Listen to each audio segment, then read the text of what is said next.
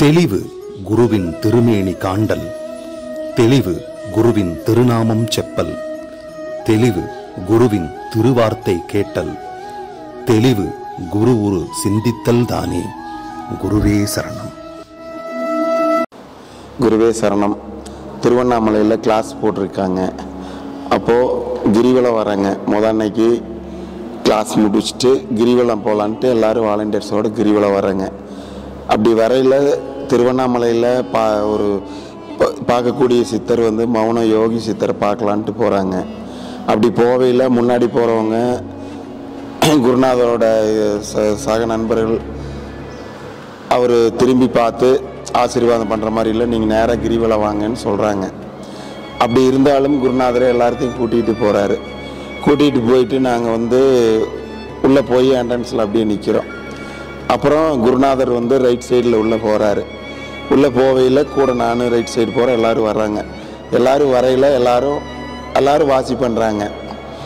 ஐயா மட்டும் நம்ம குருநாதர் சித்தர்கள் முறைப்படி சித்தர்களுடைய கலையை யூஸ் பண்ணுறாரு. யூஸ் பண்ணையில் அவர் சித்தர் யோகி மௌன சித்தர் அப்படியே திரும்புகிறாருங்க. திரும்பின உடனே ஒரு எப்படி சொல்கிறது, ஒரு கோபமான ஒரு மனநிலையில் அப்படியே கை நீட்டுறாரு.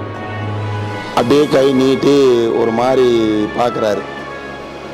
அந்த பார்வை என்ன அப்படின்னா, ஐயாவே பதிவில் போட்டிருப்பாங்க, குருநாதர் பதிவில் போட்டிருப்பாங்க, அவங்க கர்மாப்படி நீ இருக்கட்டும், நீ ஏன் கேட்குற அப்படின்னு சொல்லி அவர் கேட்டதாக அவர் சொல்லுவார்.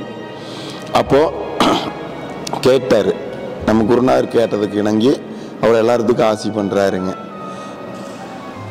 அதில் நெகிழ்ந்த ஒரு சம்பவம் நாம் அது எப்படி சொல்கிறதுனே எனக்கு தெரியல.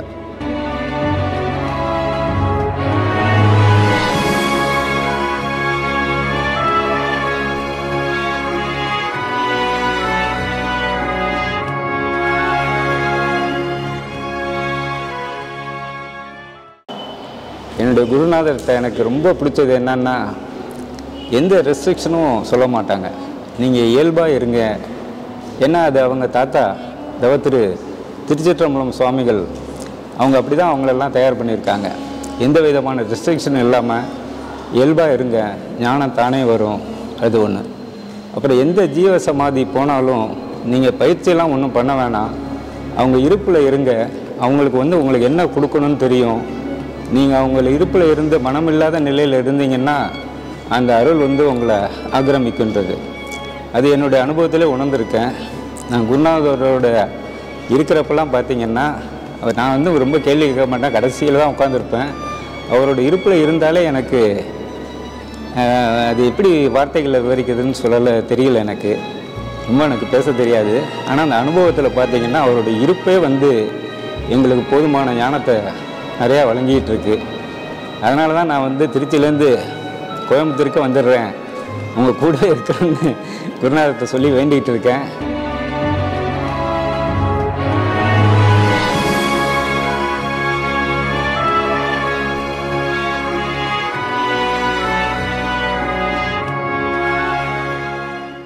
என்னோட உணர்தலை நான் சொல்கிறேன் பாருங்கள்.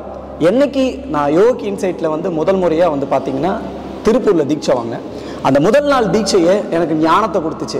எல்லாரும் சொல்லுவாங்க, எப்படா ஒரே நல்ல ஞானம் கிடைக்கும்? அப்படிலாம் கிடையாதுங்க. ஞானம் அப்படிங்கிறது ஒரு புரிதல். அந்த புரிதலோட கிடைக்கக்கூடிய உணர்தலை கொண்டு போய் நம்ம மற்றவங்ககிட்ட திணிக்கிறோம். எப்படின்னா அன்பு.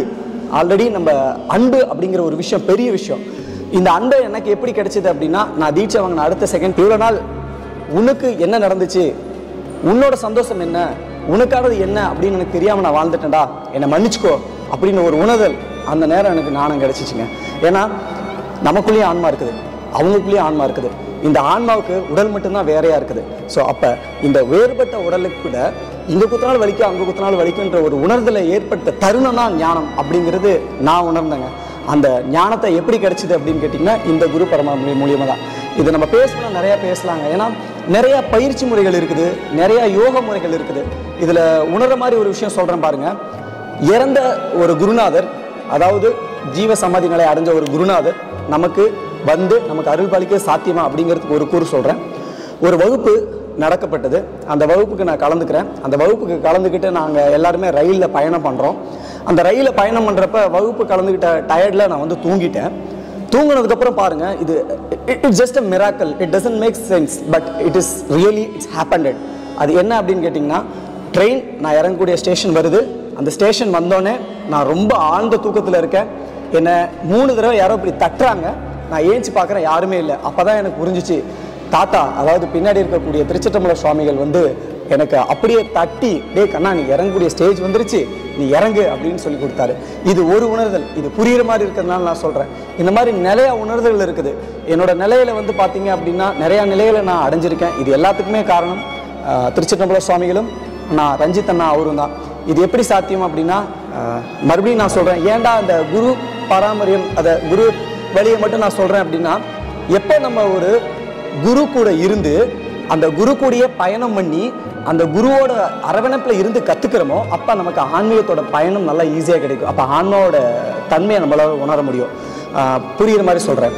தொட்டு காட்டாத விஷயம் சுட்டு போட்டாலும் வராது. நீ என்னதான் அறிவாளியாக இருக்கலாம், நீ என்னதான் இருக்கலாம், கண்ணா ஒருத்தர் வந்து உன்னை தொட்டு, டே தம்பி இதுதான் அப்படின்னு காமிச்சாதான் உனக்கு ஒரு உதாரணத்துக்கு, நீங்கள் பிறந்தோன்னே உங்கள் அம்மா யாருன்னு இன்னொருத்தர் காமிச்சாதான் உங்களுக்கு தெரியும், இல்லைன்னா தெரியாது.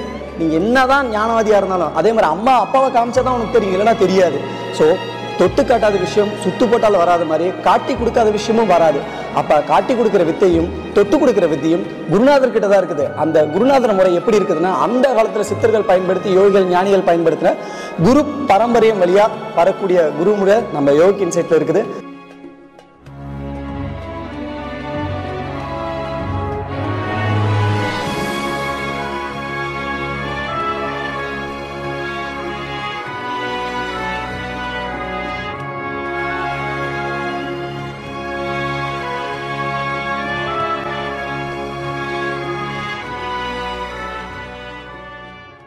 எனக்கு குருநாதர் வந்து 18 வருஷ தேடலில் கிடச்சவர். எனக்கு குருனா உசுறு. அவ்வளோ பிடிக்கும் அவர் இல்லாமல் நான் இல்லை. இப்போ சமீபத்தில் எங்கள் அம்மாவோட உயிரை காப்பாற்றி கொடுத்துருக்காரு. நான் இந்த இதில் இருக்கிறதுக்கு ரொம்ப பெருமைப்பட்டுக்கிறேன். வந்து குரு பரம்பராவில் இணைஞ்சு வாலண்டியரிங் பண்ணி மேலே வரும்போது நான் கற்றுக்கிட்டு 3 வருஷம் ஆயிடுச்சு. கற்றுக்கிட்டு அவங்களோட வாலண்டியரிங் பண்ணி வரும்போது நம்மளுக்கு மேலே எக்ஸ்ட்ரா ஸ்பெஷல் கிளாஸ் எல்லாம் நடத்தி நம்மளை ஒரு அப்பா மாதிரி கைப்பிடிச்சி கூட்டிகிட்டு போகிறாங்க, நம்மளை அடுத்த நிலைக்கு கூட்டிகிட்டு போகிறாங்க. நான் ஆந்திராவிலேருந்து பழமனர் என்ற ஊர்லேருந்து வந்துட்டுருக்கேன். என் வயசு 54. கடந்த 30 வருஷமாக என் குரு தேடுதல் தேடி எனக்கு 2020 எங்கள் குருநாதரோட கருணா கட்டாட்சம் எனக்கு கிடைச்சது. அதுலேயும் சேலம் கிளாஸுக்கு அவர் வற்புறுத்தி ஃபோன் மேலே ஃபோன் பண்ணி அவர் தேடி கண்டுபிடிச்சி வற்புறுத்தி வந்தேன் இங்கே சேலம் கிளாஸுக்கு.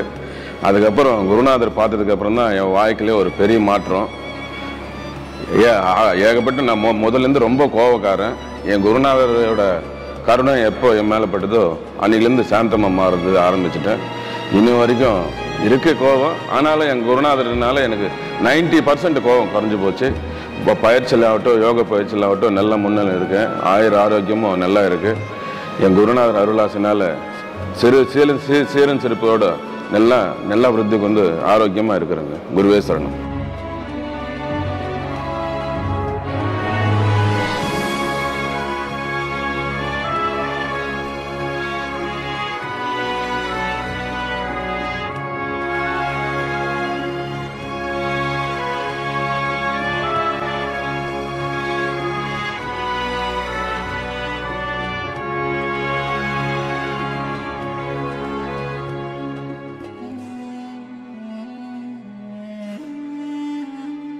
உட்காந்து தியானம் பண்ணிட்டு வெளியே வந்தோம். இன்னும் ஒரு விஷயம் பாருங்கள், வெளியே வந்தோடனே நாங்கள் எல்லாம் நின்றுட்டு இருக்கிறோம். குருஜி மேலே பார்த்துட்டு இருக்கிறாரு. என்ன மேலே பார்த்துட்டு இருக்காருன்னு பார்த்தா அங்கே கரெக்டாக பார்த்தீங்கன்னா கழுகு வட்டம் எடுந்து சரி ஓகே கழுகு வட்டம் எடுதுன்னு பார்த்துட்டு இருந்தோம். அதுக்கப்புறம் வந்து குருஜி வந்து மேலே பார்த்துட்டே இருக்க, வெயில் சுட்டு வெயில் அடி நல்ல வெயில் கொளுத்துது. அந்த நேரத்தில் வந்து குருஜி கிட்ட கேட்குறேன், என்ன குருஜி மேலே பார்த்துட்டே இருக்கீங்கன்னு. அவர் சொல்கிறாரு, இல்லை நம்ம குழந்தைங்களாம் வந்திருக்காரு பாருங்கள், நம்ம சீடன்னு சொல்லலை அவர், நம்மளோட குழந்தைங்களாம் வந்திருக்காங்க, அது தாத்தாவோட கருணை கிடச்சா சந்தோஷமாக இருக்கும்னாரு. தாத்தாவோட கருணைன்னா நான் என்ன எனக்கு தெரியல, குருஜியோட அவரோட என்ன யோசிக்கிறேன்னு தெரியல. அப்போ வந்து தாத்தாவோட கருணை கிடைச்சா நல்லா இருக்கும் போது என்ன குருஜின்னா இல்லை ஒரு ஆசீர்வாதம் கிடைச்சா போதும் அப்படின்னு சொல்லி வாயை மூடினார். உடனே பார்த்தீங்கன்னா